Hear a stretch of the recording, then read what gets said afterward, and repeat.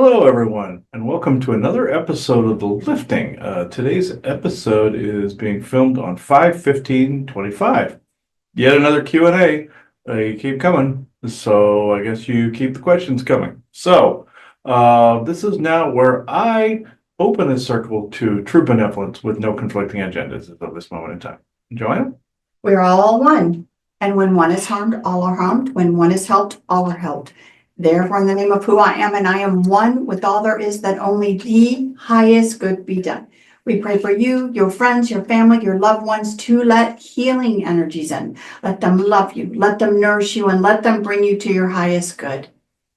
We ask for benevolence now to come in with no conflicting agenda, so that this conversation can be had calmly and the Q&As can run smoothly.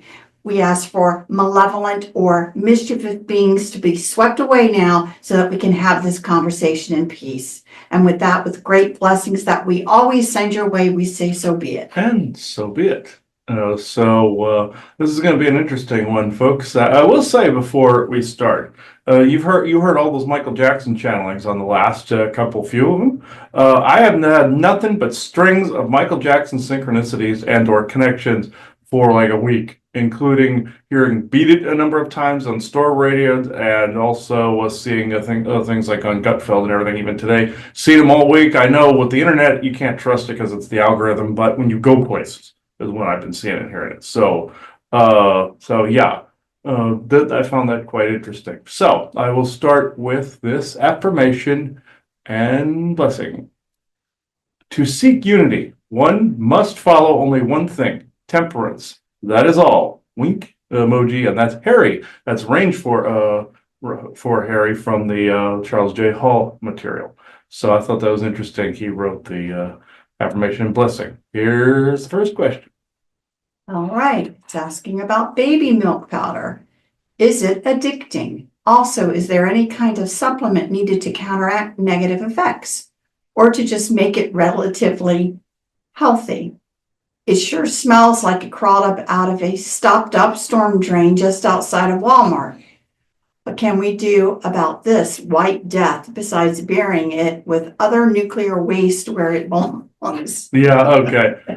Probably not as harsh as you think that is, everybody. So, Elena here to state that, yes, get rid of it. It gets babies addicted to other things later, sugar, drugs, etc. That is all. Elena, that's literally the only thing she said on it. So it was mostly in caps on here. So I know I was picking up on some stuff too, just like in the soft drinks like Diet Coke and everything. Not only do they have NutraSweet, but they had nanites in there. So this, I have no doubt, is true as well. I thought that was interesting. So next one. In the game Valheim, there is a heavenly misty type of area with a magical people and giant bugs. I find it strangely relaxing and beautiful, though many players get their balls in a knot over it. Is there a real land of great mists here on Earth or on Asgard or the Nine Realms that this game is depicting? Or are we just getting glimpses of Odin's bathhouse? That actually, he responded directly to that. So this place is real. The one of mists. Hyperborea to the north and to the east a bit, in an area not tread on by men in millennia. It is not just my bathhouse. Haha. Odin. That's pretty much all he said. But Hyperborea, that would be essentially a fragment of Asgard here on Earth, a dimensional causeway passageway between our frequency and the now current Asgardian frequency. That's just like if you go through Skyrim, about the Isle of Artaeum. They show a dimensional space for the Isle of Artaeum for the Sigic Order. That is exactly how Asgard sits at the moment, exactly how they describe it in the Elder Scrolls lore. I mean, to a T. So, I'm not going to reinvent the wheel. Just go to the lifting episode about the Sigic Order. You will hear me talk about a lot of that. So, next one.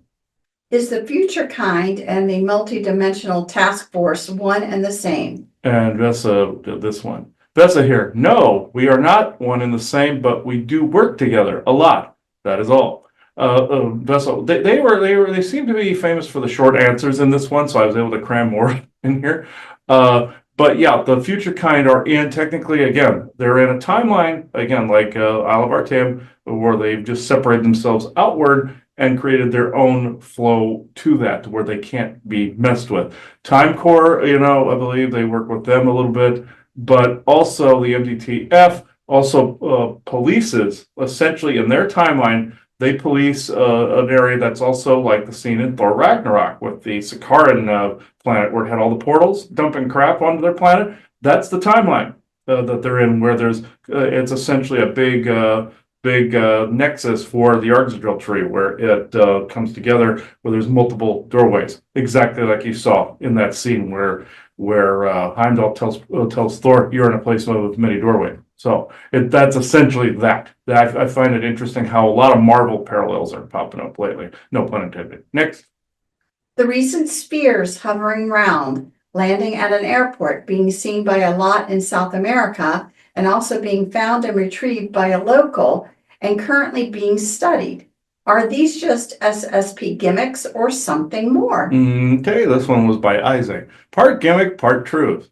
To direct you both towards a particular race and Spirit's way of telling you more is out there, even if it is wrapped in a narrative package. Next question, please, dumbass. Isaac. So what he's saying is essentially it's a part of a narrative where some people in the three-letter agencies are trying to direct you towards a certain thing, but he's saying Spirit's way, meaning people like himself are doing some of this, where they're crashing a ship here and there, things of that nature. What they will do is they'll go, whoops, and an orb or something crashes on the planet, and then regular people find it so that people know there's more of an expanded universe out there. They just do it little by little, dropping little seeds and some space junk on people every now and again, not actual on their house, but like there was a story of a sphere that was that landed in someone's yard, and they had it in their house for like 2 or 3 weeks, something like that, before it was confiscated. Incidents like that. So we'll go on to the next one. The alignment of the planetoids in our solar system. Surely a lot of portals opening and peeps doing much traveling during this alignment time. Possibly some evil plans and better ones. Anything unusual happening here with this once in a thousand lifetime event? Or just the typical accelerator startup, Mason parties, and some extra shadow work? Yep. Okay. This one is from Elena. If you are referring to the so-called event, this simply is not happening. No planned portals like your Lionsgate, none, and I mean none of these are real. Sorry.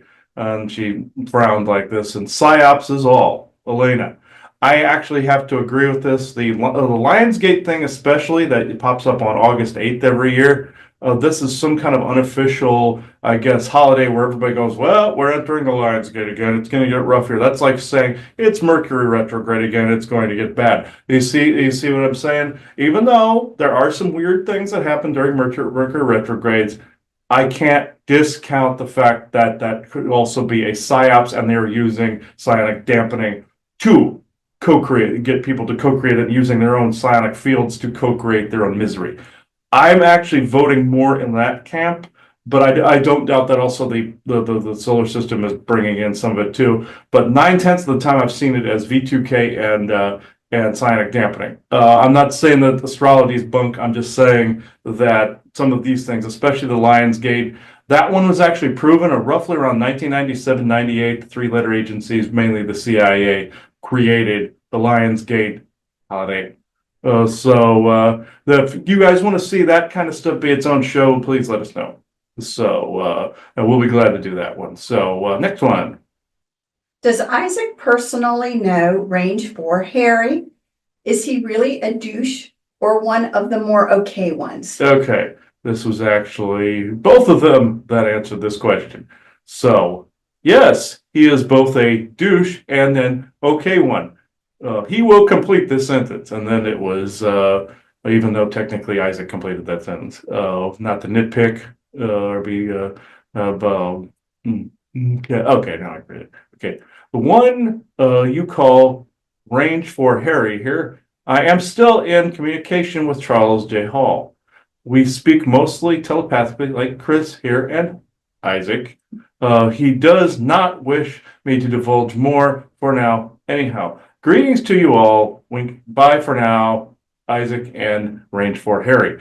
That famously, if you look at the Charles J. Hall material, if you look into the conspiracy sector episode me and Aubrey did on the Charles J. Hall and the Tall Whites, we actually spoke about the different tall white tech. Isaac was on there talking about this. It would have been interesting to have Range 4 Harry on that one, but this is essentially the main figure that that Charles J. Hall met first as one of the ETs out there at Nellis. So that is a bit of a rundown of Range 4 Harry. They call him Range 4 Harry because it was around the Range 4 I believe little outbuildings that were around in the area around Nellis there for the weather station. So that's why he called him that. So all right. Next one. The dinos of Earth. Were they seeded? Are there many other worlds in our galaxy that have a Jurassic landscape? Before we were told many dinos thrived in Agartha, but what is the truth there? Okay, this one I found interesting. Harry actually answered this one too. Yes, from what I personally understand of Earth's earliest original histories, they were seeded but got very dangerous. They were an earlier attempt at terraforming, but then things went a bit out of control. Things had to be reset, if you get my meaning, and the rest, as you all say, is history.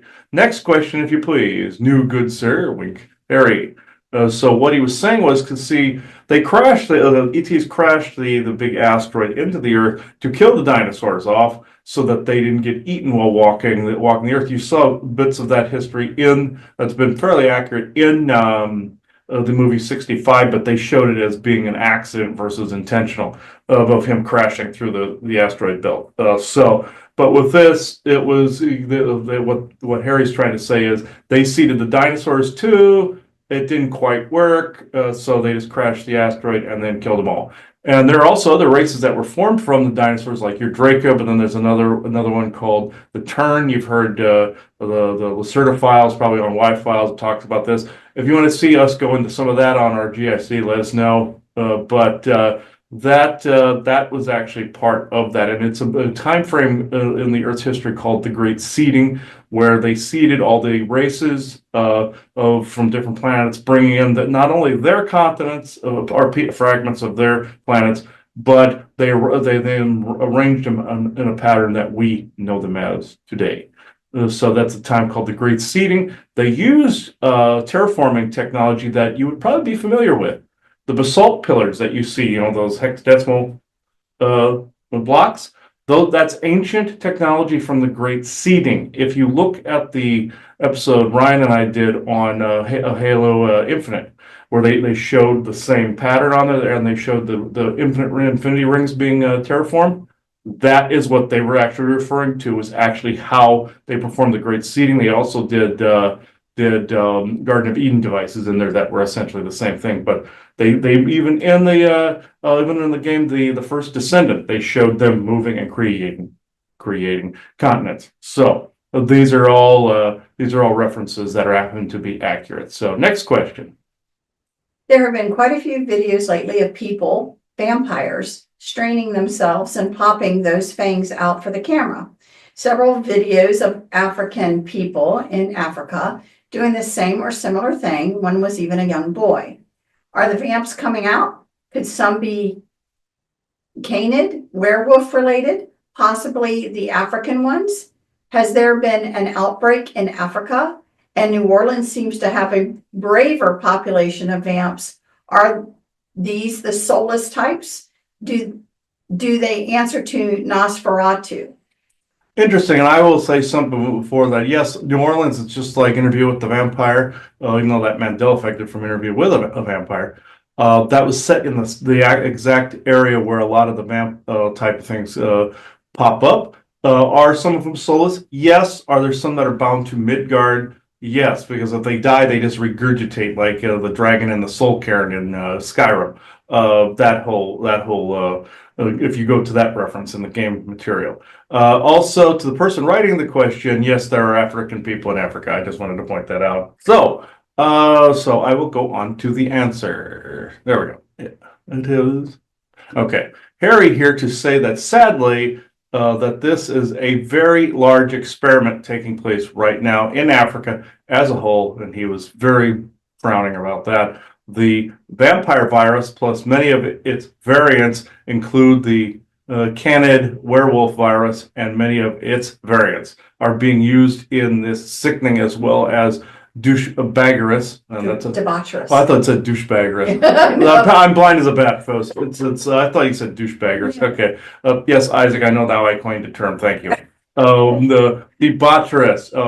He goes, I'm going to remember you said douchebaggers. Okay. Okay.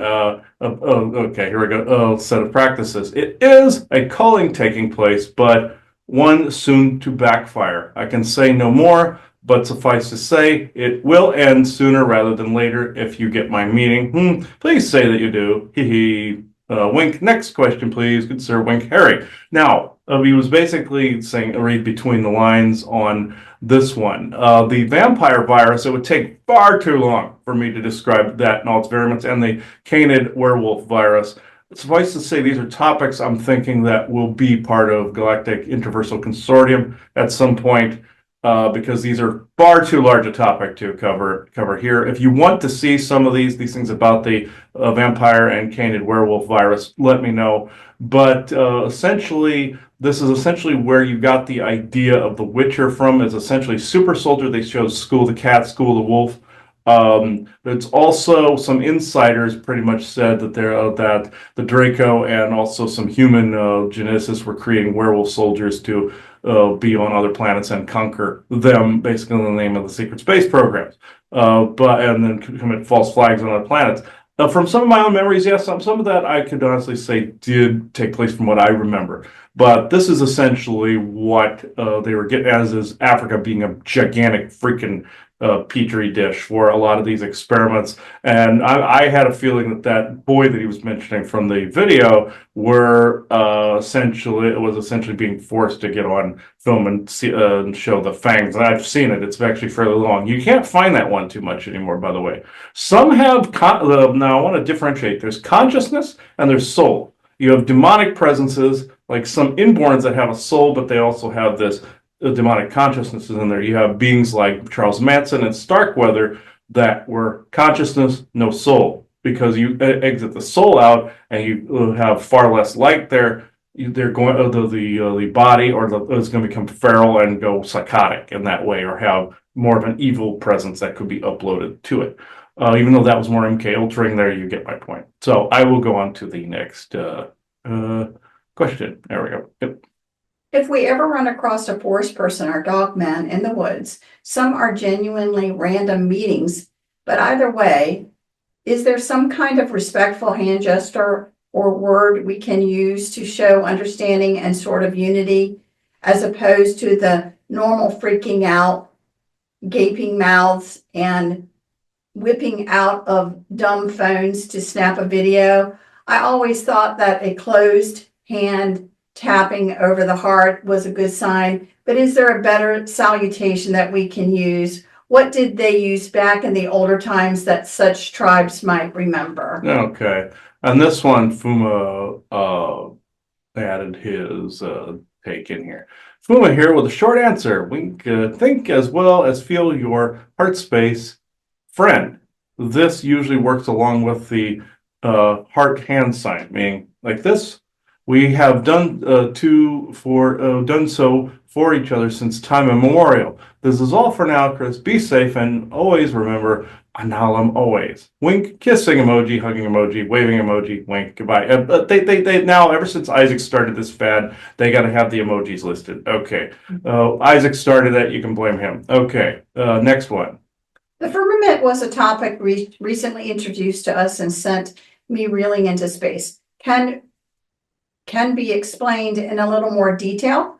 As I understand it, us humans cannot pass through it, but maybe if we really had advanced tech, we could. Unmanned flights can pass through it, but there is a huge time dilation.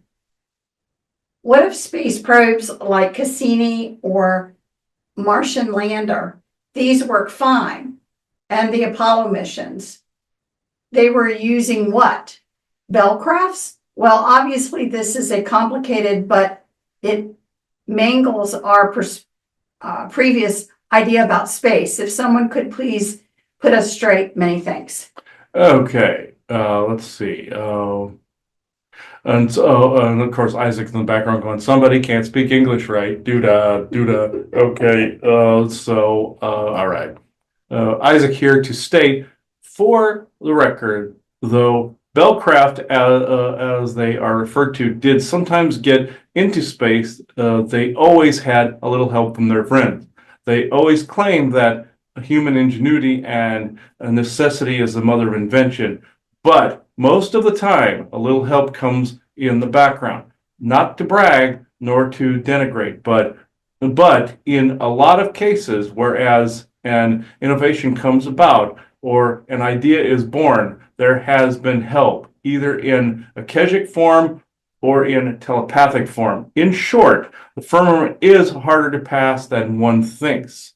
That is all. Next question, please. Don't ask me, Isaac. So yes, basically getting all ideas basically is what he's trying to say come from the whole source field type energy and essentially the akashic, and whatever you are imagining, you're actually getting it from a different spot where your oversoul happens to be walking somewhere in the multiverse, omniverse, super omniverse. This is what he's trying to say there. There's also a sequence in Stargate SG-1 that actually describes this pretty efficiently with the telepathic part, where the Ori were getting regular primitive people at first to basically dream how to build spaceships for them and form an army, on their behalf. Essentially, the Ori are essentially Orion and hedge betting. I didn't like how they made Asgardians also the Greys in it. That drove me nuts. But they are essentially depicting two sides of the same coin, showing them as Greys. I didn't like that. But with this, even though in parallel universe or that, but with this though, the firmament is like the galactic barrier in Star Trek, where they had to fight to get past it. This is essentially how space is built along that of, I believe, the borders of an already existing sun, or that are essentially portals to other dimensions as well. So they're essentially like a black hole can be as well. Going through the event horizon of a black hole, you end up in a different dimensional space or even another universe. This is the same for an active sun. It's the same for a solar system, where anytime I looked into space, I would see this weird purple mist. You can travel through it, it's just you have to have the proper shading, like a welder has a visor. You have to have the proper shading over the windshield of a ship or a view screen that can filter out all this. It looks like a purple mist going between the planets. It's really weird looking, but the Van Allen belt is a firmament, and the Kuiper belt is also another stage of the firmament. It's all about the dimensional layer spaces, temporal layers, just like you see in Interstellar, where it's the theory of relativity. The further out they go, the more there's that delay. They have fixed this through frequency technology, so this doesn't actually happen to them. Like you see in Star Trek, they're going at warp speed. They'd come back and it'd be 10,000 years later if they were using warp speed like that. They showed that again in Stargate Atlantis, where they saw an ancient vessel going warp speed, light speed, and they'd been at it for 10,000 years. It was only a few hours for them. So about 10 to 12,000 years, essentially. So, next question. Is the firmament where our Midgard stops and other worlds begin and end? This one was fascinating. So, yes. That's good, young man. Odin here to state that officially you are absolutely right. When one passes through either the earthly firmament or the spatial firmament, one is nearly always passing into another temporal or dimensional space entirely. Relativity included in this functionality of creation. Even above the clouds, we sit within the land of the gods themselves. Peace, true peace. This applies to all worlds. Memory and frequency are one. This is all for now. Wink bye for now. Wink Odin. So he was basically telling me to read between the lines there because of an earlier session I had with Bjorn that talked about this same subject. So that's what he was hinting at. So next. If we really stood on the moon, would we see Earth as our common images do? Or would we see a misty ball or firmament or something entirely different? returning, would we need a temporal signature to return in the correct time, place, and this vision of Midgard? If so, and if we were fucked up, or if we fucked up the return, could we accidentally end up in the Scottish village with a huge time displacement? Yes, there was a channeling did of Tigern in the Scottish village where it was an offshoot branch timeline where they just kept going from the 1700s on.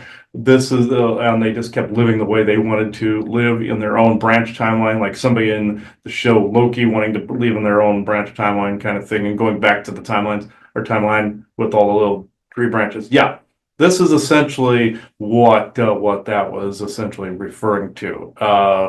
And what he was referring to is like if we tried to return to Earth, would we jump into a branch timeline? The Orions did this when they slipped back through time. They ended up in all sorts of frickin' branches when they came into the system. When they hit the nexus point of the Bifrost, and they spiraled all over. This is why UFOs crash, because of our energy and of the energy of the planet and the magnetic field, and also all the portals and portal fragments and fragmentaries. So we'll go to the answer. Okay, let's see. No and yes, young man. Odin to state, for the record, that the Earth somewhat be as seen as you see it in photos. A special filter is necessary to see it as such. Some photos are legit and some not. Your Martian rover pictures were all taken on Earth. Greenland, Iceland, as well as bits of Canada, US, desert states, as well as parts of Africa, were used to fake those famous Martian photos back in the 90s. The face of Mars, as well as the Sidonian Plateau, are real photos mixed with fakes. Your people stood on the moon only a few times, long enough to get help constructing bases and the like on both Mars and the moon. Series 2, as well as Jupiter, Saturn, Mercury, and Venus, and not in a different frequency either. Now, returning to Earth, does this result in time slips? Sometimes yes, sometimes no. Precise calculations are necessary for returns, but in the event that there is a miscalculation, retrievals are possible and have happened. This is how the Orions crash through time into very different areas. This is all for now. Both of you, wink, Odin. Yeah, that's also, there's a line in the show Ahsoka season 1 where they use this hinge to try to jump from one galaxy to the other. They said if your calculations are slightly off, you're going to go off into the black or go off into the void, I believe they said. So yeah, that, not to dump on the void, but that's what was set off, just trail off. That's also hyperspace in Babylon 5, where you're off and you get lost into the void of hyperspace, or you have to have beacons along the way. That's kind of what the same kind of principle they're hinting at here. So next. Does Pele have to follow the angel's unaware rule in any way? Not just her, obviously, but wanted to just mention her because she's simply amazing. What about forest people? They don't follow those rules, do they? What is the difference between, say, Elena and Fuma when it comes to this? We can compare Elena and Fuma in many other ways in a later, more serious conversation, but for now, we'll just leave it there. Okay, Fuma here, Pele does not, but we do. So does Elena. We can and have had a special dispensation to be able to show ourselves more and more. However, this has gotten us targeted a bit, sorry to say, from praise, by those who feel that we shouldn't now be so cavalier with our images. Elena and Vesa, and even Isaac and Harry, need more leverage when it comes to the angel's unaware rule. That is all. Analum always, Christopher. Wink. Next question, please, if you will. Wink. God, I'm tired of those wink emojis. Okay. I think from this point forward, I'm just going to I'm not going to actually wink. I'm just going to have you assume they are there because that gets a little repetitive. So, next. I was getting into a meditation a while ago. I usually suck bananas at it. Really big chocolate dip bananas. It's bad. But anyway, I suddenly heard this blah like noise, loud and clear. Have you ever experienced anything like that? And why do I hear my own breath so loudly, but yet out of sync with my physical breathing? Maybe it's not even my breath. It knocks me out of the zone each time. And as it's designed to do, that is the binary network, essentially. Let me see here. Isaac here to say that this is the binary network / the mouth at work. When one hits a tripwire, a silent yet loud alarm goes off and the network mouth begins to interrupt, preventing people from hitting the zone. He here also calls it the junk layer, whereas a ceiling is hit. He perceives these tripwires as spider webs, but in all actuality, they look like lasers. That is all for now. Bye now, Isaac. And I think I'm going to quit the quotes too, because that's also equally as irritating. So at some point, I will post these particular questions and answers to the lifting group on Facebook. And if you want to actually see that more, so you can see the written forms of them, please let me know. So next. What is a gift, not a gift? A miracle, not a miracle. Meaning if a large sum of money comes in, why is it almost always offset by a need and not a want?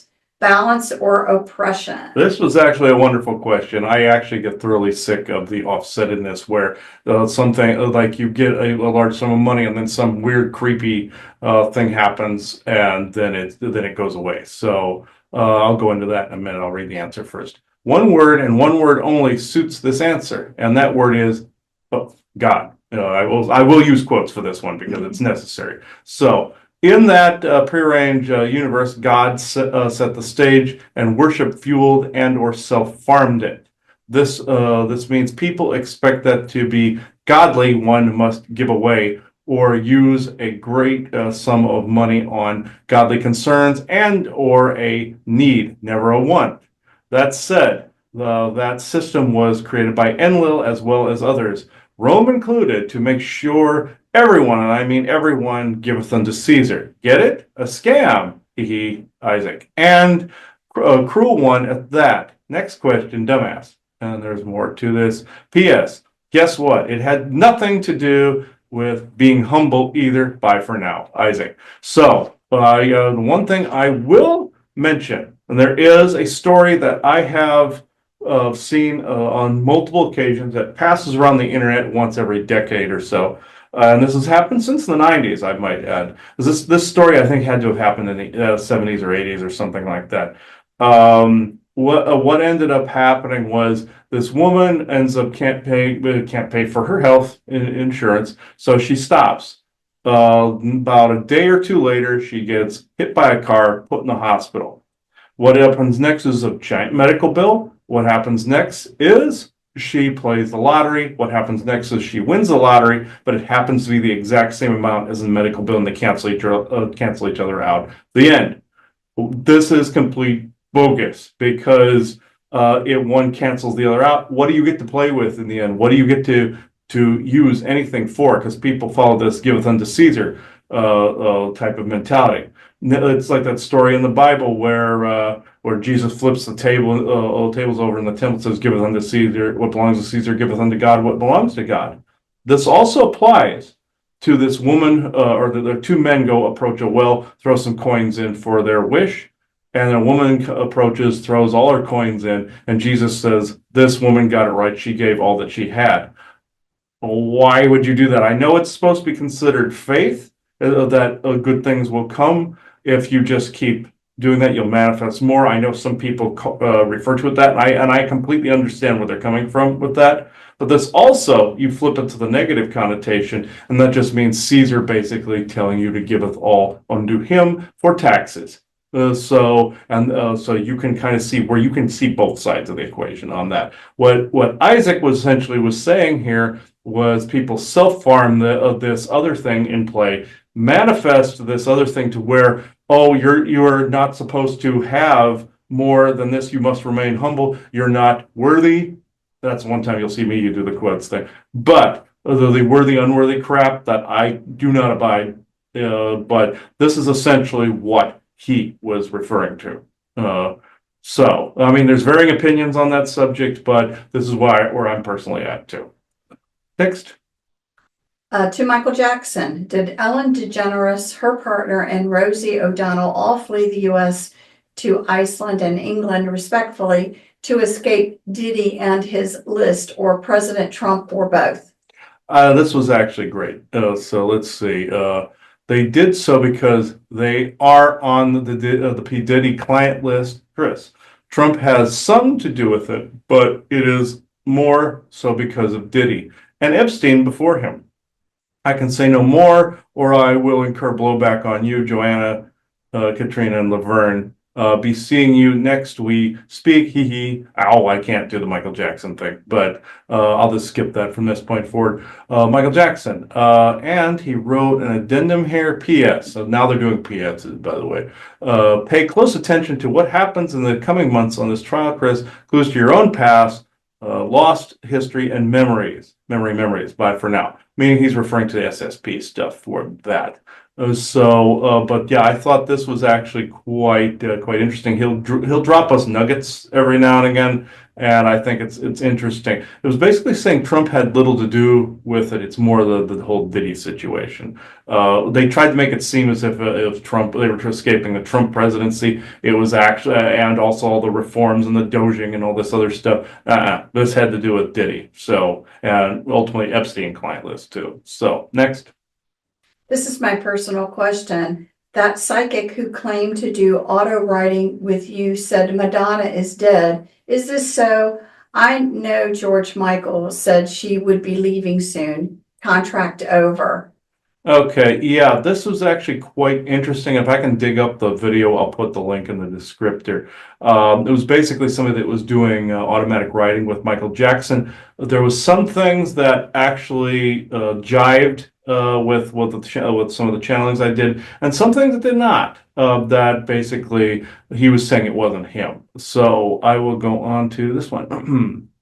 All right. Yes, she is indeed dead, both of you. And good to hear both of you. Excuse me, I got it And good right. ear. Oh, I didn't read that right. And good ear, both of you, for music and energy. Hee hee. Now, she died only a while back when you saw her look like an alien. You guys all remember that picture. This is when the changeover, I'll have to say do this for that one, took place. She was being controlled up till that time. She was replaced because the real died, or the real one died. The same happened to Biden in Las Vegas. He is not him any longer either. Hope this helps both of you. Michael Jackson. I find that interesting. To put context to Biden, there's rumors that he died in the meeting in Las Vegas towards the end of his presidency. And that this keeps being reconfirmed over and over again. The guy you're seeing is an actor or a double of some kind, just so they can run that down. Now, eventually, the narrative, what the CIA on them like to do, they'll run the narrative down by eventually having him pass away.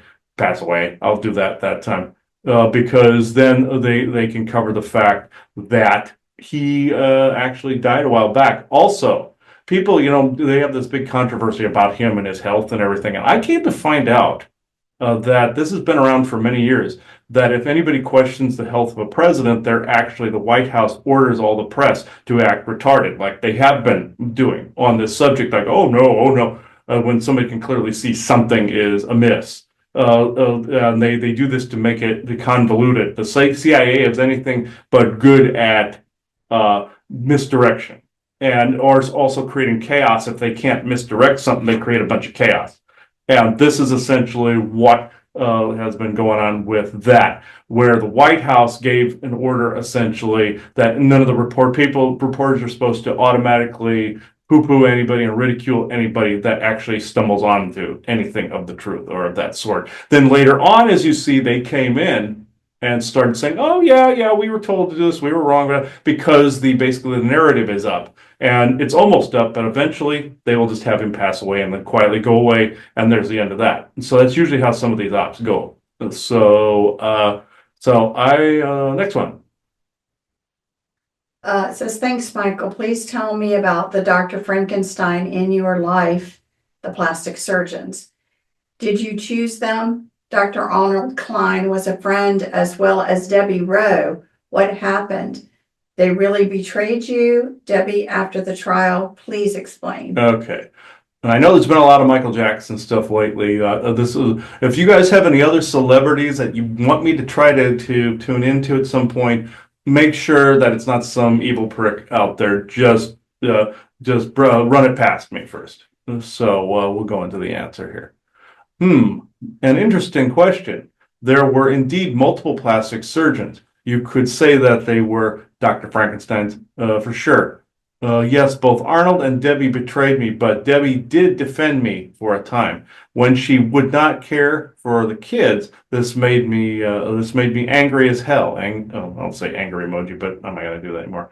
Arnold Klein did betray me because it was he who performed said plastic surgeries on me, then left no records of them. This made me look more like a weirdo. That one I will quote.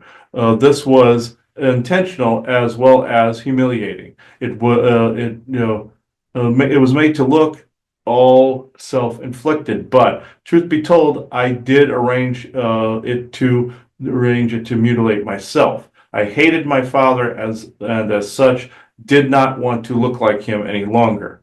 However, he did just go along with those that wanted me dead and or in chains. Mind control, that is, this is what I know. And that was from Michael Jackson. So, next. Says one more question. Lupus and vitiligo. With these horrible diseases and also being exposed to toxins and drugs, how were you able to have the stamina for a performance? Okay. He said, my drive was my life. Though there was mind control, I pushed through it to be able to show the world what fighting as well as mind control looked like. Sending blessings to both of you, Michael Jackson. All right, next. Says Michael is so funny. Sent me song lyrics. SY. I got some honeysuckle chocolate dripping kisses full of love for you. Okay. And then he always comes back, yes, I did that. But you both have been so helpful to me. I will never forget it. V2K aside, both of you get hit with it and plenty of other things. It is ugly, but you must remember that love and song shine bright, more so than they're evil. Hee hee. Got to go. Be seeing you both. Much love to all of you, both me and our friend, unless she wants to be named, and Joanna, family, Katrina, Laverne, Sammy, and all of the rest. To all of you hearing this Q&A, especially so, by blowing kisses, Michael Jackson. So, and then my friend repeated, until we meet again, adieu. Thanks, Chris. Until we meet, adieu, hee hee. Kissing lips, Michael Jackson. So, that was the rest of that. Next question. What is the dark card maneuver and why do beings use it? I absolutely detest this maneuver when beings do this. I get so butthurt when they pull this. But the dark card maneuver, as I've come to call it, is used by a being or beings within an edifice that make it appear as if the edifice is becoming corrupt and or make it seem as if they themselves are, in order to get the owner of the edifices to part with them within a variety of environments, i.e. forest, waterways, lakes, rivers, oceans, volcanoes, etc. Doing so allows said beings to be released into said environments get back home. And I've always hated this when beings pull this. It drives me absolutely batty when they do this, because they could just say, can you please do this? I put up a rule in place for any of the beings that did this. I would mail their edifice to the Haunted Museum, or they would basically go into the same place that I choose, and that's usually the ocean out here. So I will go on to the answer. Elena here to finish this off. I will speak as to why they do it this way instead of just leaving to find the places on their own. For one, not all beings can just go, just like not all ghosts can just go to the other side without assistance. Beings that can leave do, but some need human intervention in order to make it from point A to point B. It is really that simple. It is that simple, really. Next question, Elena. Okay. I see her point, but when they get to the point where they are poking you, they're slapping you around, they're doing things, and they've even resorted to run their hand under me and tickling my nads, and it got really annoying. And basically, and I even felt getting touched, getting hit, all this aside from V2K signals and stuff. It became annoying, and I did try to intervene and go, okay, why is this happening to you? What do you need from me in order to help this along? I never got a sufficient answer. So with that, and even today, from the time of this recording, we had to take a crystal over to the boardwalk at Rudy Inlet and throw it in the ocean because of this. And that one happened to be negative, a negative being that got into a crystal. It had sat inside of a skull edifice for a while. And those skulls, even though when we make them with shungite, if they crack or break in any way, it can be like a wraith coming through the cracks in your house kind of deal, like the legends say, and the shungite will trap something. And so I just avoid skull edifices and skull likenesses altogether. Also, even the naked lady ones, they will get some negative fairies sometimes. So I try to avoid either one of those. So we can go on to the next question. Did the actor Anthony Daniels go through the Mandela effect, where he is alive again in this timeline? If so, why and how? Yeah, Anthony Daniels was famous for playing C-3PO in Star Wars. And I distinctly remember after he was on a show with Josh Gates during the lockdown, that shortly after his appearance on that show, he passed away. He's not dead. You can look at him right now. He's not deceased. So another Mandela effect, like with Mandela or any of the others we've mentioned. You know, Max von Sydow. He died shortly after Conan the Barbarian. He was in Star Wars: The Force Awakens later on. You know, so why is okay? Let's see. This is one by Isaac. Why is because you jumped timelines to one where Anthony Daniels was and or is still alive, and how because your frequency is and or has been as such that you jump timelines as to where Anthony Daniels is still alive. Good. Next question, please, dumbass. Isaac. That is true. This is how this happens. Sometimes timelines can fold, and objects and people those branches of the Argentine tree come together, and that's where you get some of these Mandela effect things coming from. Also, jumping timelines. People have told me about the movie like yesterday. We have never seen that one where the Beatles didn't exist in one universe, and somebody could use their song because he remembered all of it. People remember it because they're in a particular frequency to remember it, and they move along as if the other things still happen, but yet they're in that timeline. You would think that would be their variation or variant from another universe. No, it doesn't actually always work that way. There is, but in this case, not so much. So if people want to know more about time slips and things like that, let us know. Next question. Is the quick progression of technology part of the 100-year disclosure contract narrative? I will only go briefly into this because we are going to do a lecture for the 2025 Disclosure Now conference in St. Beats, Florida at the Serrata between July 15th and 18th on this very subject. So I will be brief and I will keep it to his answer, Isaac's answer here. Yes, dumbass, it is. Quickly upgrading and updating the current public technological level to that of the galactic standard, meaning that this is where there is no slow drip being applied, meaning that's the area where no slow drip is being applied within the yield or slow drip is what I will say. Watch, look, and listen to the events around you. There is far more to this concept that you currently think and feel that has yet to be revealed to you. Next question, please, dumbass. Isaac. I promise we will put more context to this when we upload our episode, that we will have a lot more on this subject from the conference. So as of right now, I don't want to give away too much on this. To suffice to say, it is a huge topic in multiple different areas of this. The people, again, isolated to Eisenhower, but there's a lot more, the Eisenhower timeframe, but it's a lot more to it than that, just saying. And the abduction treaties, but that's all I'm saying. So, let's go. Why have some identified President Donald Trump as the Antichrist and or Nazi?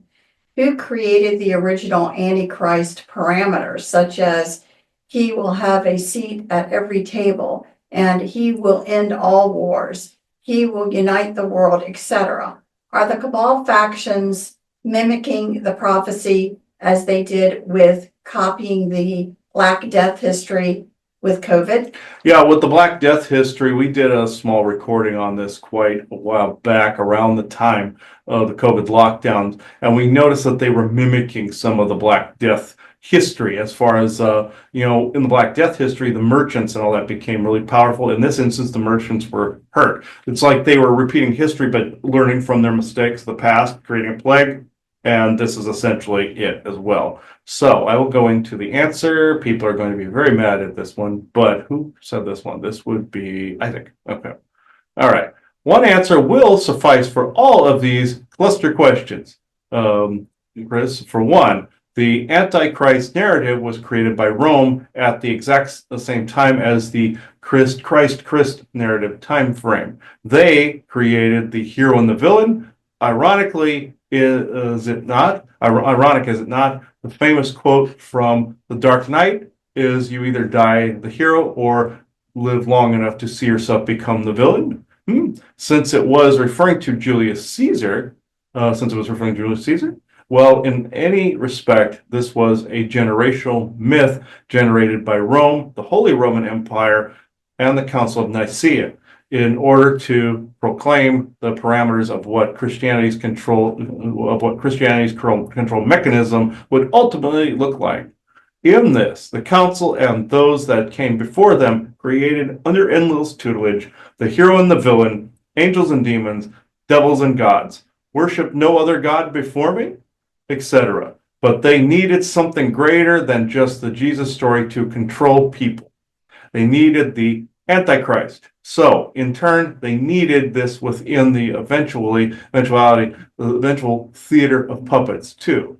It is a time-honored part of the for and against conspiracy that has been lovingly yielded into the 100 Years Disclosure Contract narrative. Or should I say, the 500,000-year disclosure contract narrative. Get it yet? How old and how expansive this truly is. Good. Let this all sink in. I'll wait. Bye for now. Next question, please don't ask Isaac. So basically how long things have been truly going on. Chrome would say this too, about the time it took the Titans to evolve from going from spirit to blobous life forms to bone, blood, skin, hair. This took millions and millions and millions of years. People have no concept of how long these things are, even to the Great Seeding, and also even to Atlantis and Lemuria. People have no concept of how long these things are. That's what Isaac was hinting at there. You'll see a lot of that kind of subject also on GIC as well. So we'll go on to the next one. Why did they switch your head out for Biden on Benny Johnson? This was for Michael Jackson. And to give context, there was a video of Benny Johnson did an animation at the end where it was Biden in the Thriller video as Michael Jackson. So I always found that funny. So it is because they wish to show that both he and I are dead, meaning no life in him and no life in me and my movement against people like Joe Biden, Jeffrey Epstein, and Pete Diddy. Get it, Christopher? And Michael Jackson. Meaning a lot of the symbolism, a lot of the things that I pick out as disclosure in the media, people like him are influencing from spirit. Also, a lot of the things in games you heard me talk about, the reading between the lines. This seems to be Michael Jackson's forte from spirit, and was when he was alive too. So, but this was more of a gag, a real video or a parody. But it was basically him. Somebody was basically slamming Michael Jackson in this, basically saying he's as dead as Biden. Haha, we got you, kind of thing. No, you didn't, and he would be laughing right now because he's in spirit, because life never truly ends. If you can go with that life is eternal and you meet each other in the afterlife, these people have nothing on you. So I heard damn right from that. So from that statement. Next question. Is there something to the concept known as global warming? other than what we have already been told? Okay, this is another Isaac. Let's see. All right, Isaac one. Okay, yes, dumbass, there is, but the answer won't be lengthy today. Now, are beings rekindling the basalt devices created and active for what is known as the Great Seeding? Yes, yes, they are. But there is your political theater to consider, as well as this. There is planetary warming going on its very own, but it is being quelled by said devices, or you would call all be in deep shit right about now. The Earth would normally move about, but with the devices activated, this will never happen, but very, very slowly. Next question, dumbass. I've already referred to the Great Seeding earlier in the program, but there was also a Doctor Who reference that I found fascinating, but it went to the other end of the spectrum. The Christopher Eccleston version of the Doctor goes to the year 5 billion, and Rose thinks he's there to save the Earth. He goes, no, we're giving it a good send-off, meaning it was too expensive to keep devices in place to keep the sun from roasting the Earth, so they all decided to let it happen. And she says, why are the continents all aligned like how we know them? He says, oh, this was done basically to represent classic Earth, meaning that they had the ability to move the continents around. This was I say the reverse of the Great Seeding because they're letting it die. But this is exactly what happened in the time of the Great Seeding, pulling Pangea apart and arranging them how we know them today. So we can go on to the next question. What is a good explanation to give people as to what soul shards, aka shards of spirit, are? This is actually great. This is a fairly long one. Okay. All right. All right. The quickest, most convenient explanation on what you call soul shards or shards of spirit are this. A quick rundown, if you will. They are dimensional fragments of energy, usually no bigger than a grain of sand. They will seem like they are part of one's immediate energy core, which is water mixed with energetics, soul, the genetic memories, etc. But in all actuality, they are the unkept areas, the unseen, the unguarded areas. Areas of ourselves that reach out in dreams, in healings, and in dimensional projections, also known as bilocation, astral projection, as well as Reiki healing and trench work. They went into that. When one performs these tasks, one displaces oneself with that of the other person, temporarily, of course, but in the said time frame, one may lose part of oneself, temporarily speaking, of course. This makes one vulnerable to attacks as well as energy drainage. Say if a Draco had a shard of yours, several things can and do occur. For one, deep depression and anger emerge. More than the recommended balanced variety. You see that I said some is okay, right? This also means that if you can see, you are already there with said entity, and said entity has consumed said fragment of you already. Creepy, I know. Imagine if you could see them. So to reclaim this piece of you, you must first cut the cord by transmuting said entity, meaning cut their head off. Next, you must say this. Say this. To true benevolent source creator, please return to me any and or all fragments of self-dimensional, frequency, energetic, and or vibrationally based that belong to me within the here and now moment, and discard any that do not belong in the here and now moment. This is forever so with all moments, sessions, and expressions. This will fix the issue, at least until something is again, at least till something happens again or is again. I highly recommend not allowing this practice to continue. I and we do hope this clarifies this issue for further teachings. Blessings to all. And this came from Moroni, so of the Carvan people, and also famously the Joseph Smith lore as well in the Mormon Church. So next one. Was the ACIO, also known as the Advanced Alien Contact Intelligence Organization, really created by ETs, and do some of their people travel to other dimensions? And this was Vesa, but this answer was very short and it was slightly cryptic, actually. Yes, Vesa here. Yes, they do, and yes, they were. I can say no more about this subject matter, but suffice to say, you will not be happy. And they were frowning about this and crying about this. No clue why. That is all.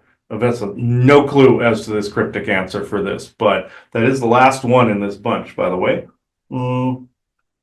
Let me see who is actually going to talk tonight. I know there were several clamoring for this one. I offered to give Moroni the spot, but I don't see him around. So they could be in the next one we do.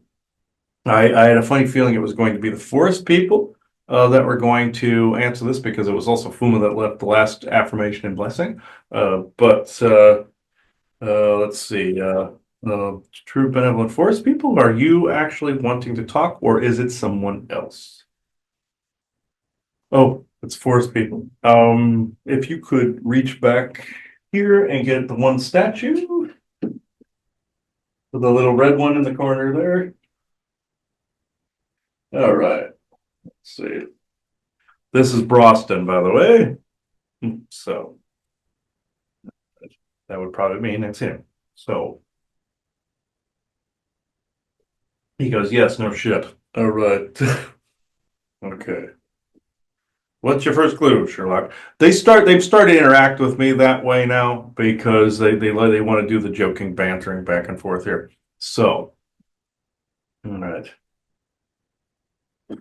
Let me get situated here. Okay.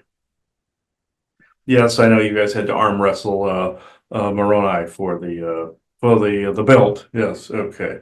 He can come in some other time. Yeah, okay. Normally these things would be on World of Sasquatch, and we do apologize for not having more of those lately. The forest people do come and go when they're able. That just so happened they provided us with a lot of content recently. So here recently. So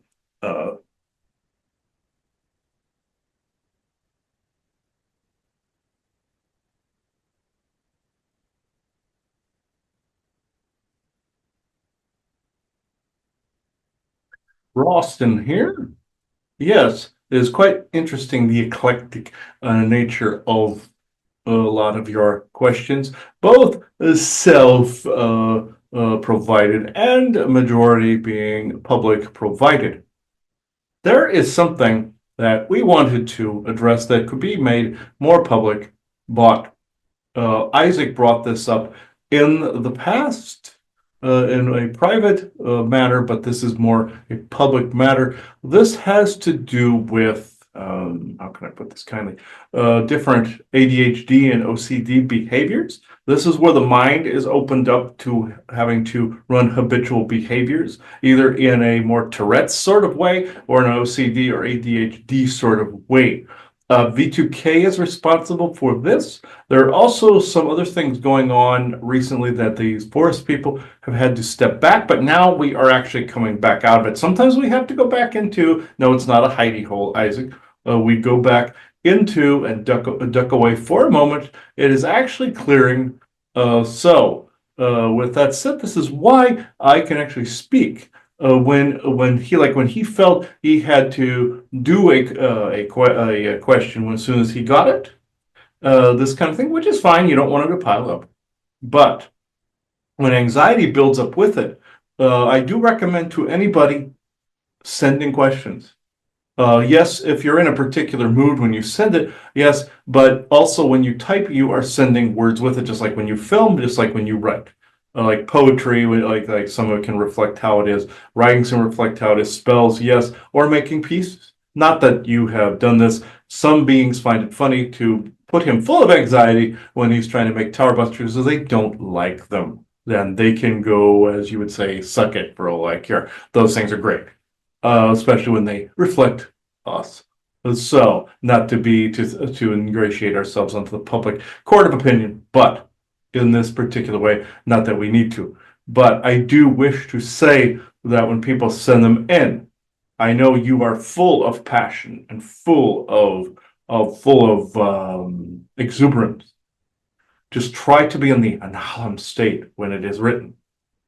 Also, if you are psionically inclined, and you know you are or don't know you are, just know that when you are focusing on an individual, it could be the harmful effects of good intention. Also, this goes for anyone listening, not just into psychically inclined individual. And you've said this in multiple recordings from us and also others, but I wanted to briefly state this. I will now go into questions. So was there any particular question that you found interesting and wanted to talk more about? Yeah, the information on the great seeding we thought was actually quite interesting. Of course, those that gave you these terms wanted epic terminology. I suppose it was a great feat. It was a great great seeding, but it was a great undertaking. You know, they depicted some of this in your Star Trek Voyager as well, where a group took all their world's oceans and turned it into a big water sphere in space. The maritime sovereignty or whatever they called themselves in that. And it was just a machine that was gravimetrically holding the water in place with anti-gravitic and gravitic technology. This was similar, where there would be these orbs at the bottom of a continent, and they would slowly levitate one down through the firmament, through psionics, and also through, psionics as well, with equipment like psionic enhancement, but through portal tech, and then dropping them into place in some instances, and also taking Pangea and spreading it out, like he said with the Doctor Who and the classic Earth thing. So, this is actually quite interesting because some of our people, the Anakam lines, were actually actively involved in this as well. And also, some of the races created other little familiars called the nature builders. Some of them looked like dinosaur forms, like he ran into some that looked like brontosauruses, and others looked like nymphs or ladies, fairy types. And I will say there was a fairy type that looked like what you'd know as the classic fairy that was created in the time of the Great Seeding. Are they cousins to current ones? Yeah, but there was a different one other than your Lonulosian variants. That's variations. I don't mean the slur. That was also created for that purpose. The Brontosaurus ones are like he says this cartoon from when he was a kid. Called Dinosaurs, where there's these dinosaurs in suits. They're trying to make some of the Draco look cool, but at the same time, there was a Brontosaurus one that looked like some of the familiars that were created in the time of the Great Seeding. All of these familiars were type races became their own species. The Forbosi of Atlantis also created several familiar races. One was the Alarum, which their DNA, along with Poseidon's theft, became the unicorn. You had other ones like the reptoid familiars. You also have the Tern that was also mentioned. They were also a familiar.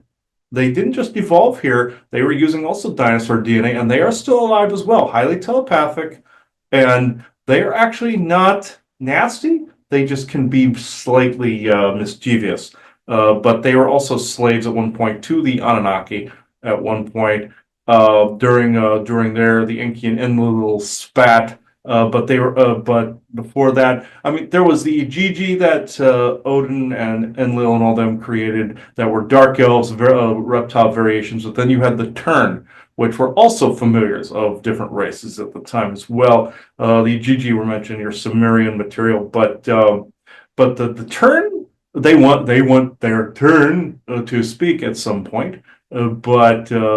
I would highly recommend extreme vetting in that case. They may lie to you, they may not. It just depends on the individual and what side of the bed that particular individual has gotten out of that morning. They are slightly crotchety and with just cause, but they don't always tell the truth. I equate it to a toddler making some things up from time to time. That's just me, and I know they're hearing me and give me the finger, but they also slightly get more easily butthurt. But I will say that they are a people that don't mean you any harm unless you mean them harm. They are one of the only ones left in your Agarthan network of Cytos, and various other races that are descendants of ancient lineages that no longer occupy vast swaths of Agartha. And then you have your military that's tried to occupy some of these more ancient sites and they're studying, so their eggheads are studying some of the temples that were down there and how old some of these areas were back from the time of the Great Seeding, but also back from the time of the Orion Wars, Ragnarok, and then the races that went down there and carved out things in a hurry. This is why you see in Mesoamerica tunnels that look like a big spheroid, like lava tube, where a sphere was actually heating up the rock and consuming and melting it and carving out Agartha. That's what those were for. The ant people legends are part of this as well, where also some of them were actually, some were giant ants that dug sand out. That's why you see big piles of sand where it had been dug out. They were also using technology, I might add. They didn't do it with their pincers or their hands. Well, they don't have hands, but you know what I mean. They look like big ants with a big butt. But with this, also, the sand was also displaced with one of these spheres. Your government currently does something similar. They were taught by ETs, but they use acid. This is how they created Area 51 and S2. People got in trouble for even surmising this. You saw this in your Venom: The Last Dance movie. This was actually accurate. This was accurate to how some of the Galactics did it as well, and they just taught your governments how to do it, or mainly your U.S. government. So it's fascinating, the subject about the Great Seeding. Our people, the Anakam lines, were involved in some of this as well. Some of the records have been lost from that period, but there are, how can I put this, dimensional nodes throughout the galaxy that actually been hijacked by different races. That would be, it's mainly under GF, the Galactic Federation purview, that there are library nodes. Some have been hijacked, some have not, that have some of the Great Seeding history in it and the histories prior to the Orion War. Of course, your Star Trek called it the burn, where a lot of records didn't survive. Same thing with your Blade Runner 2049. They called it the burn. So anywhere you hear the term the burn, that's either along with some kind of psionic explosion like you saw in Discovery and knock some things out, or it was referring to the Orion War and the galaxy burning. This is why the Galactic Federation made all these damn treaties, especially with the Orions. It's like he equates it to the White Golden Corded in your Elder Scrolls, where the Empire makes a deal with the elves and makes it so there isn't Talos worship, etc., etc. It's very similar. So it's been a lot of the Asgardian history was put in that series. That said, these nodes, your Vatican Library wants to become the node of that for Earth. But some species called nodes, they're really a big galactic, I suppose I'm being unkind when I say phallic symbol, but it is more of an antenna that transmits the library of whatever they gathered. The one on Earth, of course, is Earth history. The rest is galactic history. This is why he says, when he says, I now ground this into the benevolent earthly Akeshics and the benevolent galactic Akeshics. The Akeshic refers to a library that's dimensional, yes. It's stone technology that actually you would see a big piece of stone floating in space. And stone, it's like the stone technology that makes Stonehenge. And your elves, you also see it in your Loving series, Outlander, with the time stones. Perfect example, unfortunately. He likes to call that a Harlequin novel on acid, but we get the humor. And there's actually some of our people that watch some of your stuff, and that happens to be one thing too. That not my cup of tea, but others. But with this, yes, we see where this would come into play, yes, currently, and why the Vatican wants to become that library. Right. So again, there really isn't a mistake that it wasn't the American that was chosen. It really kind of, there's a bigger picture. Again, we'll be speaking to that. But yeah, he wants to make the Vatican great again. Exactly. So that's all very, very interesting. So what to bring about the usage of the library and making it one with the coming of your united world. Right. You call it New World Order, but it doesn't have to go that route. It can be something kind too. Right. So with that, what have you guys, it's been actually not just for us, but for some others, there's been a bit of a pause with communication with the forest people. So I wanted to maybe give you a chance to kind of address that, because again, we've been hearing a lot of people haven't been able to really quite communicate as well. So I'm sure it's been on a quite large area. So would you talk about that for just a second? Yes, others have lost communication briefly with me. Not, I shouldn't say lost. It diminished slightly. And then those people that talked to us would start to get attacked more and more. And we noticed this blowback pattern. So we had to hold back, and we also had to hang back a little bit to prevent blowback, but also to prevent blowback on us too. From some of your military forces out there, they tend to turn on us once a quarter. They tend to do this like clockwork, actually. They follow some bug in the ear, literally with that thing they stick in their ear, and they tend to poke at us every quarter or so. And I'm being quite facetious about that, but it's actually quite severe in some areas. You encountered this back in Arizona, where some of your friends there, Fuma and Seymour, and them had to hang back into some canyon areas for a while and waterfall areas for a while. It happened. I shouldn't say it happens, because it was actually quite tragic with some of the Anakam elders that got killed. But let's just say they made more than one, and not that I'm making light of death or anything. But with this, without going into humongous specifics, we had to hang back because also the V2K signals were zapping us. Michael Jackson was showing him this from Spirit. Whereas he saw this fuzziness of him, and then all of a sudden he would see a skew where the mouth was actually skewing what was being said or heard. And you don't want this. And it's very dangerous sometimes to do channelings during this. It's starting to diminish back, and it was starting to cause OCD type behavior. And I don't want to say artificial connections, but enhanced blowbacks and enhanced psionic spotlights and stuff like that. It was starting, the mouth was actually responsible for at least 1/3 of this. But we find it funny you call it the mouth. And anybody in their head, if they see just a mouth wiggling teeth and doing stuff at them, sometimes that's demonic. Of course, the mouth is too, but it's this V2K artificial intelligence type signal. And I'm not saying all AI is bad. I am saying that this specific one, it was created by humans and is actually run by human algorithms, created algorithms. And I say more than one. It's not just one thing, so don't equate it to one thing, but it is doing one thing, and that is being its obnoxious self. Fractured like Humpty Dumpty or not.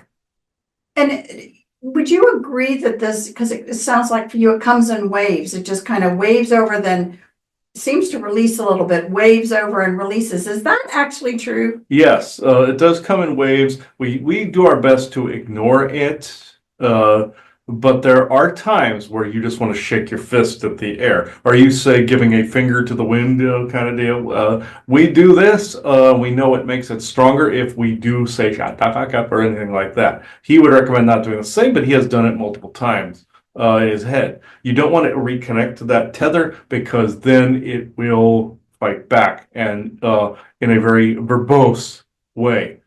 So you want to ignore this. We hear this too. We also been hit with GF testers too. They see us as Earthers. We say we came from galactic origins. It's essentially the chicken and the egg kind of scenario to them, and they feel, oh, we need to be reintroduced to the Galactic Federation in a meaningful way. We do want to prove. There's some, I want to say, good testing, quote unquote, out there where some beings will show you, how to be calm or be in the Nahalem state. Great.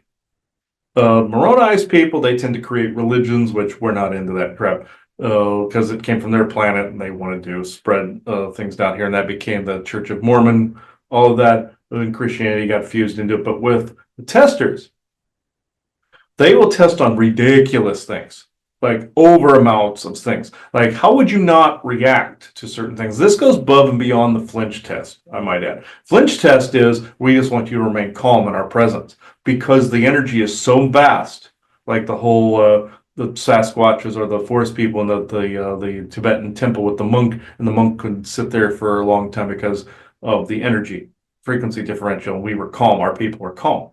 This has to do with that. Anything beyond that is just like West Point on acid, where they are testing you on different types of reactionary situations. But is calm warranted in all of them? Yes. But the ridiculousness came. The reason my people were so mad at them the one time where he saw them in a dream, and they were testing him on, oh, he wasn't supposed to react by the people breaking into his place and going through an underwear drawer and sniffing underwear and everything. That got to ridiculous levels.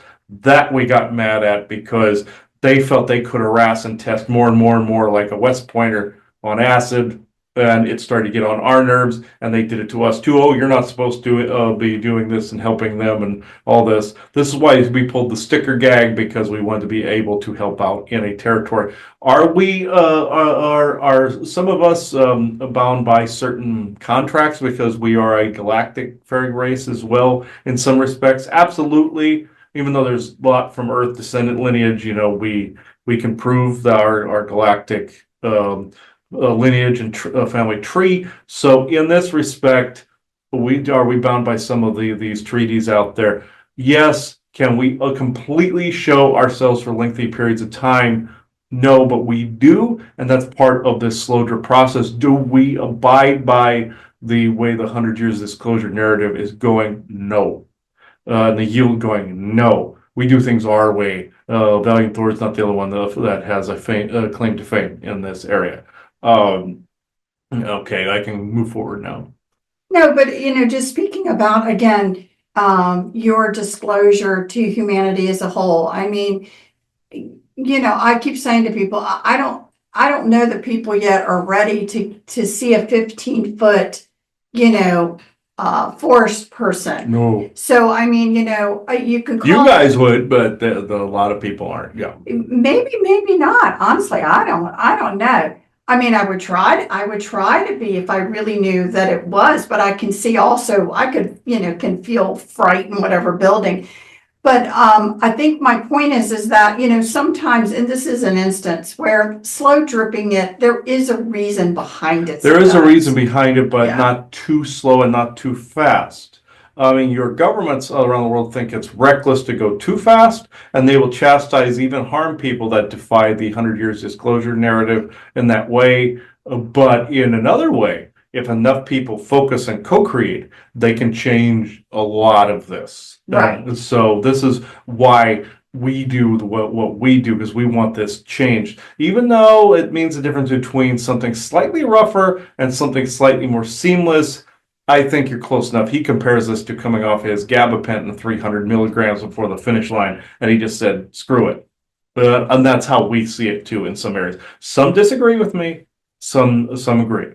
It just depends on what tribe you talk to, whether or not they want that or not too. And some individuals too, some want their privacy, knowing that they full well, if humans saw them as real, they would not get it because there would be people running out there wanting to talk to them. And you have the Angels Unaware rule as well that is currently in place, but it is actually weaker now.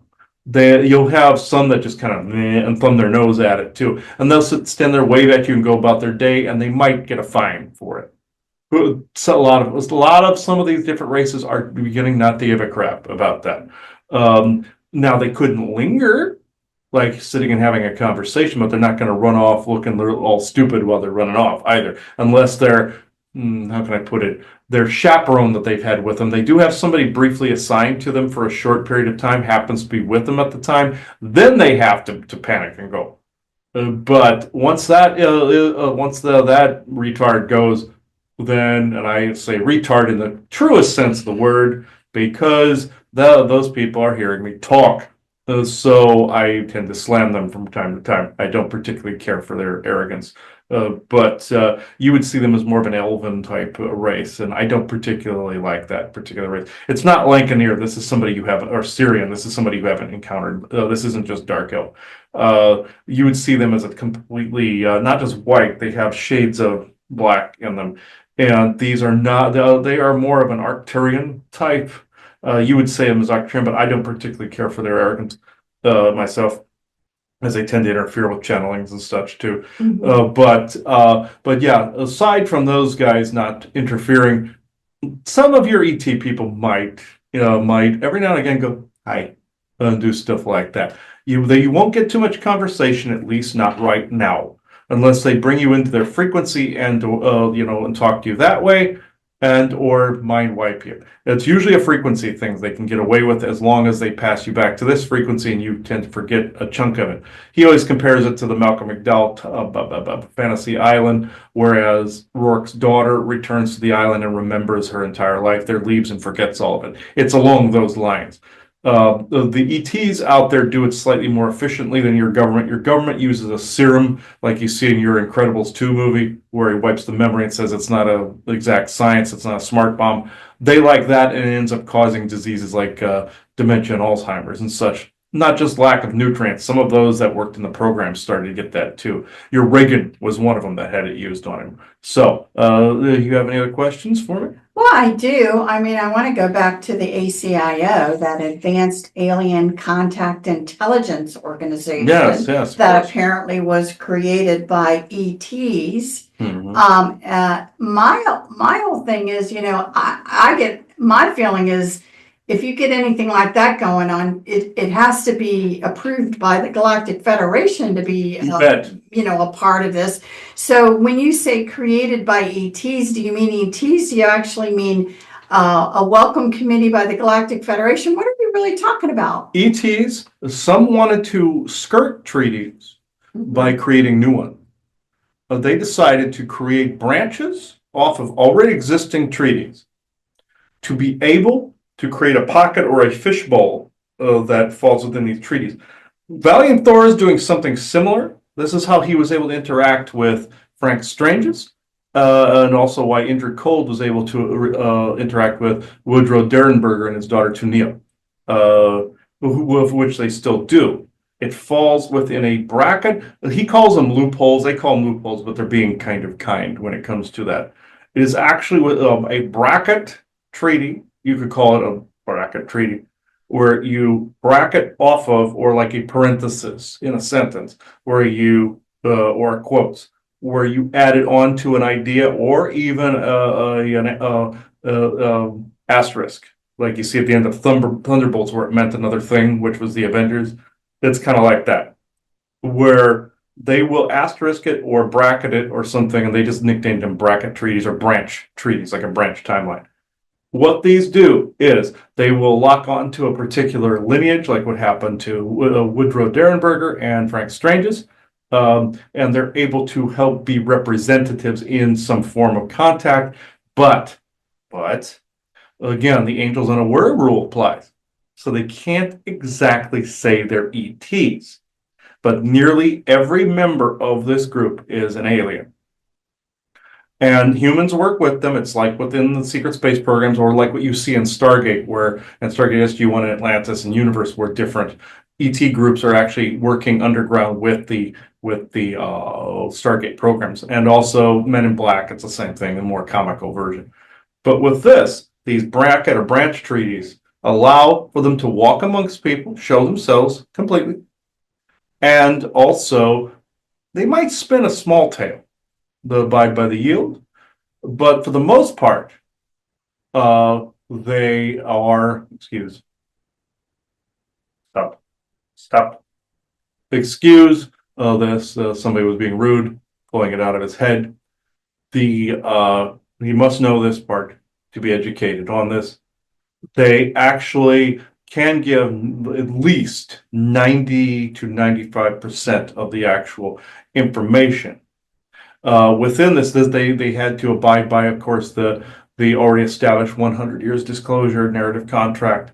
Essentially, again, your white gold concorded in your Elder Scrolls, like the Elven lady showing up to the meeting saying, "I have to see if this is abided by." There's your chaperones right there. They look like elves, and the chaperone would be like how your General Tullius had this handler that was with him, that was saying, "Oh, I have to make sure this is being abided by. This is how these dickheads act." So very vain, or your Tendiron from your Farscape, very vain, very arrogant. This is Sorry for the pop culture references. His subconscious has stored most of this over the years because he remembers being in situations like these from not only past lives but from different abduction scenarios and SSP scenarios and other multiversal scenarios as well. And what he can lock onto is the similarities of things and also his galactic history knowledge that he came in with genetic memory and soul memory. But the yield in this is in these branch treaties where they literally can bracket off or asterisk this off of a known treaty. It must be a known one. They can't create a new one. If they could, you'd have them all doing it. And it would become a clusterfuck very quickly. And they'd be going, wait a minute, I can do this? But you have to find an existing one, and you must go within the parameters of that existing one to create the bracket treaty. And within that, you can walk amongst people out in the open, even other frequency or not, you can wear equipment and whatnot. And this is how they get away with this on Halloween, too. Like you saw your little goat Harry Potter guy. He had to be integrated written in to a branch treaty. Any of them that you spotted that were ETs during that time are branch treaties. And the forest people, some of them fall under this. Some groups fall under this. Some are abhorrent to any of them. Some are not abhorrent to any of it, depending on who you speak to. Now, with the ACIO, this is one big branch treaty. One big branch or bracket, I should say bracket treaty is more accurate, where you bracketed it outward. Say if one of the ETs wishes to speak at an event. What do you do in the case of a bracket treaty? Well, you go within a conformed set of information that falls within that treaty's purview. And whatever that one that they bracketed off of, and they can't just change it and switch it to a different one, it's one that's already established, and others can use this bracket too. So if somebody starts this crap, others can use it, and others have and do. And some might skew their origins a little bit, might say they're from space, from when if they're from the Interverse or something like this, but they don't have to necessarily, they can choose the 5% they want to skew, and if that happens to be their place of origin, great. I don't say great, but you get what I'm saying. Even if they want to skew the ending or if they want to skew the warnings before the spells, let's just put it that way, and not have instruction manuals on anything that happens to be dangerous and or useful, then they can do this. But that's where the yield applies, you see. If one of them was talking at an event, and within the bracket treaty, if they start to skew, they'll either get hit with V2K or have one of these obnoxious chaperones or handlers with them going, okay, we're short on time. And they could be like a half an hour out from the end. You might they're being told to wrap it up or switch it, or if you see them do this weird X or switch track maneuver with their hands, they're being told cut it or time out. They're being told to switch to a different topic. This is what you have to look for at other conferences and such for this. But the bracket treaties can become a clusterfuck if they are untethered. But somebody opened both Pandora's box and a can of worms at the same time when they created this concept. And this is a fairly new development too, within the past 30, 40 years. So not even, actually. It's more like 20. And I would have to say your beginning year 2000s, some of these ingenious galactics started doing this, but they started work on it before then. They started work on this tooling with the idea out there, and they got it kind of voted on that they would dick with these a little bit. So they just called them both branch or bracket treaties for short. And humans actually came up with the words for those. But with the ACIO, this is essentially what's going on. It's a carved out, like pre-designated, approved of. You say narrative, but it is more flexible than a contract or a narrative. It's within the confines. Like you can walk around in this room and you can pick up any object and you can talk to people. As long as the object's in the room, like your computer, you can talk to anybody. You can record, you can do all these things, you can do sessions, you can do all these things. But you do it out there. That's the premise of the branch or bracket treaties. But again, did you say that they're who they really are, though, it's angels unaware, so they can't say that No, they're an that still alien coming applies. in. Okay, They can say aliens founded their group, okay. but they themselves also have ETs there. So tell me from your perspective, what is the benefit for humanity and what is the benefit for them and their particular race involved in it? It's races, plural. It's Mhm. in there. They may look similar, but they're from different planets and worlds, both here. It's like your Galactic Interversal Consortium, the concept of galactic, also interdimensional, and an agreement, you see. That's why Valiant Thor came up with that name. What they get out of this is essentially not just expansion, but also more of a foothold here. It used to be you had to have your child dropped off here, like Clark Kent, like a friend of yours that you don't want to mention the name on air right now, that was dropped off, raised by human parents, like Clark Kent, and went on to be a healer. But this skirts galactic rules. This is also a branch or as bracket treaty.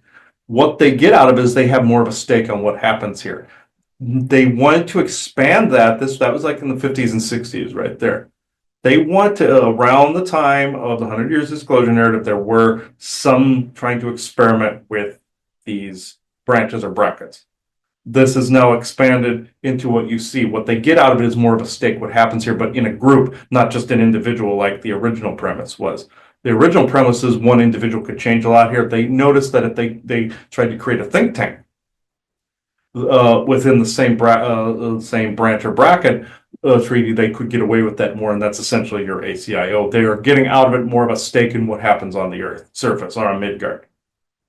And then I'm assuming humanity gets some sort of knowledge that they didn't quite know before.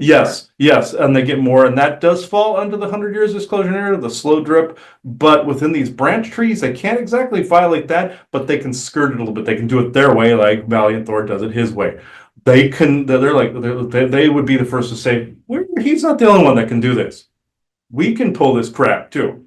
And you'll see other groups pop up too. You'll see other formations pop up of a similar connotation that are within bracket or branch treaties.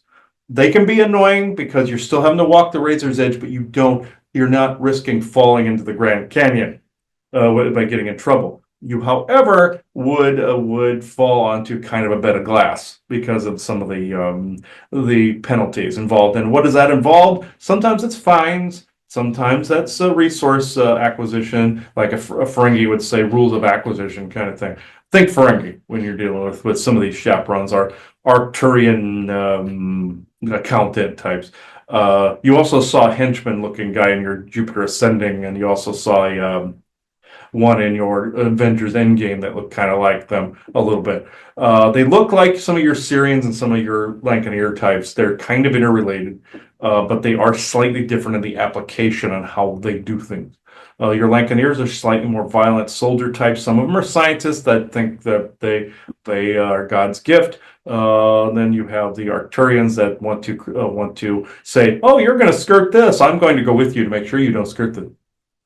So it's annoying, is what it is. But you will start to see more groups do this as time goes on. Disclosure in the media, like he says, your Mountain Dew commercials with all the ATs in it, and us in the progressive commercial with a UFO. Some of that's designated within that bracket too, but tiny ones, because they're not actually saying a whole lot. They're not interacting with you. These big bracket or branch treaties, whole little groups are interacting with you face to face. You've encountered some ETs that are falling within this a little bit. You also encountered one at your Phoenix Psychic Fair that was more of the ancient Mayan variety, that came right up to him and basically said, you have to understand we're around you kind of thing, but couldn't say more than this. Or when Isaac or Elena and Vesa would appear, it fell within loosely one of these, if this makes sense. Right, no, it does. Or when we appear, sometimes it falls within one of these as well, or leave a footprint or something, it falls under that slow drip premise. See? And then would you consider all of them to be more of a benevolence for humanity? Because, Yes and no, depending on on who is driving the ship and what group. The ACIO, I have to say there's a mixed bag, but it's mostly beneficial. You might have one here and there that might have their own thing going on, but I will say that it is mostly beneficial. You have other groups out there that it goes pendulum swings the other way that want to do the branch and bracket treaty thing, and eventually worlds are going to collide. Literally, in this case, where they're from different places, and some groups don't like each other, and they try to have a pissing match with one another, and they'll form their own. I'll show you. I'll use this treaty, and I'll go and create this bracket and do this, and then that benefits nobody except them when they start one-upping each other, or it's like the same as American Dad with them spooking each other in their own home, kind of going boo. It comes up with that. It ends up becoming like the Cabal factions one-upping each other. We do not want this, so we're trying to write stipulations into those that they must be productive and positive. They cannot turn into a resource pissing match after a while. And then how many different races do you believe are currently in the ACIO? Oh, wow. This I would have to say, as far as I know, our people included in this to an extent, at least a couple tribes. I would have to say at least 20, Okay. give or take, and some mixes as well, but give or take between 15 and 20 at any time. Okay. Well, thank you. I just felt like there was just so little said about it. I wanted to kind of expand that conversation a little bit. Mm-hmm. But anyway, I think we're pretty much done. Any last words that you would like to say? It's been wonderful speaking in this venue again. We will come back doing the World of Sasquatch here very soon. Because of the fact that we can come out talking again. Your Spirit Lake people are saying hello. I know you're seeing them soon from the time of this recording. They are perfectly okay as well. Shreyan and Brayon and Leon and the rest of the gang there. Segron as well. So I will leave you all with this. Analam always. Thanks to Fuma for coining that particular phrase. So thank you, everybody. Bye-bye. Yeah, when he was talking about the ACIO, I could feel it like being pulled, not necessarily in the back of the head. It was like right from here and here in this temple. It's like you see in your Harry Potter lore where you see Grindelwald pulling the memory thread out of anybody's head or something like that in your Fantastic Beasts, the Crimes of Grindelwald and the Secrets of Dumbledore, although when you see that happening, and also Hogwarts Legacy, that is essentially what that feels like. It's like they're pulling on a thread like that, and it feels very much like that, or somebody's pulling on a string or something, or yanking your hair or something. That's what it feels like, or pulling an eyebrow. So I wanted to make sure I clarified that. I think we're at a good stopping place here. Do you have anything else to add before I do the last affirmation, Blaine? Not tonight. Hope everybody enjoyed it. Okay. So, last affirmation and blessing. Remember one thing and one thing only. Analam always. This is all. Fuma. So I thought that's really interesting. So thank you all for watching this. I know there's a lot of these here, folks. Just keep the questions coming, please. And keep them, to short brackets, please, where we only send a few at a time, like maybe 5 tops, if you send a big bunch, because then that kind of puts stress on me to do it. So wonderful questions. Thank you, everybody. And I now close this circle with in true benevolence and no conflicting agendas as of this moment in time. So thank you, everybody. Bye-bye now.